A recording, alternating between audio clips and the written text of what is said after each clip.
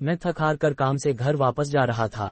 Car में शीशे बंद होते हुए भी जाने कहां से ठंडी ठंडी हवा अंदर आ रही थी। मैं उस सुराख को ढूंढने की कोशिश करने लगा, पर नाकामयाब रहा। कड़ाके की ठंड में आधे घंटे की ड्राइव के बाद मैं घर पहुंचा।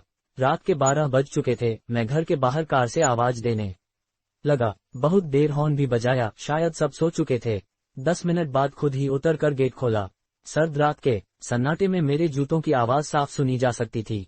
कार अंदर कर जब दोबारा गेट बंद करने लगा तभी मैंने देखा एक 8-10 साल का बच्चा अपने कुत्ते के साथ मेरे घर के सामने फुटपाथ पर सो रहा है। वह एक अधफटी चादर ओढ़े हुए था।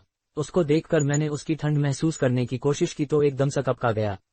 मैंने एक महंगी जैकेट पहनी हुई थी, फिर भी मैं ठंड को कोस रहा था। और बेचारा वो बच्चा, मैं उसके बारे में सोच ही रहा था कि इतने में वो कुत्ता बच्चे की चादर छोड़ मेरी कार के नीचे आकर सो गया।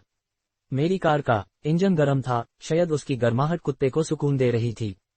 फिर मैंने कुत्ते की भागने की बजाय उसे वहीं सोने दिया और बिना अधिक आहट किए पीछे का ताला खोल घर में घुस गया। सबके सब सो रहे थे।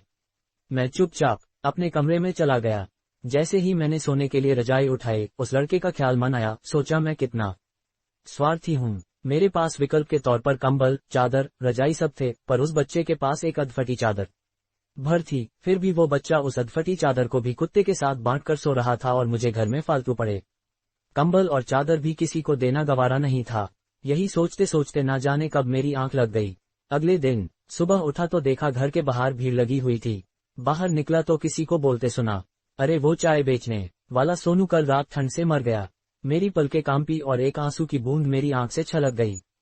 उस बच्चे की मौत से किसी को कोई फर्क नहीं पड़ा, बस वो कुत्ता अपने नन्हे दोस्त के बगल में गुमसुम बैठा था, मानो उसे उठाने की कोशिश कर रहा हो।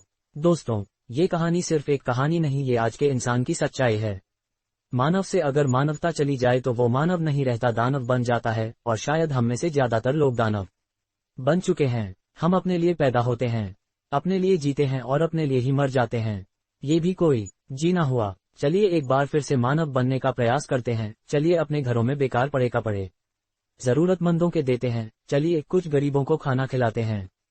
चलिए किसी गरीब बच्चे को पढ़ाने का संकल्प लेते हैं। चलिए एक बार फिर से मानव बनते हैं।